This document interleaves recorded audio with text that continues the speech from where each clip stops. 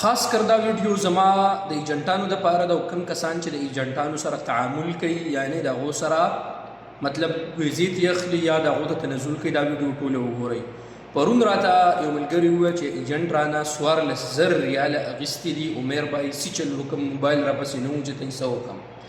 ما ورته وویل چې تا سره څه ثبوت شته دی مطلب دا چې ته په کیس وکړې تا ولې پیسې په سم بس عمر بای ما ولې پیسې رانه دقسې کیش اخیستي دي هېڅ ثبوت راسه نشته دی. نو ما ورته ویل هېڅ هم په دې کې نه کېږي.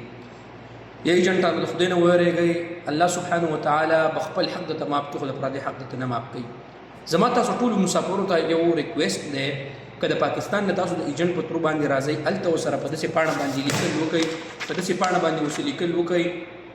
دستخط دې واخلئ ګواهان پکې کېنوئ چې تا نه زه کومه ویزه اخلم آیا د دې ویزې مطابق به هلته ماته کار میلاویږي زما سیلري به څومره په سپلایر وغیره باندې خو به ما خرڅی نه یو خبره شوه. دلته که ته ایجنټ له پیسې ورکې یا تنزل ورته کوې ځکه خو دا خو د خدای نه نه هېرېږي دا بې مذهبه نو دلته ورته تنزل کې پیسې ولې ورکې دوه ګواهان پکې کېنوه دستخط دې واله په پاڼه باندې دستخط واله ویډیو مطلب څه ثبوت خو ځان سره پرېږده که سبا د پیسې ته اخیستې شي ټیک شوه یا ورته پیسې ټرانسفر کا په اکاونټ باندې چې سبا ته په ده باندې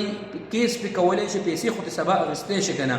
نو ملګرو دا ایجنټان د خدای نه نه هېرېږي او تاسو ته مې ایجنټانو د خدای خاطر وکړئ د خلکو دا پیسې واپس کوئ په لکهاو ریالونه هم د خلکو نه اخیستي دي. تاسو د خدای نه نه هېرېږئ د خدای خاطر وکړئ د الله بندګانو خپلو بچو له حرامې پیسې تاسو ورکوئ د دې غریبانانو چې سحر په 6 بجې باندې وځي او ماښام په 6 بجې باندې راځي تاسو د خدای نه هم نه هېرېږئ دا پیسې د خلکو واپس کوئ.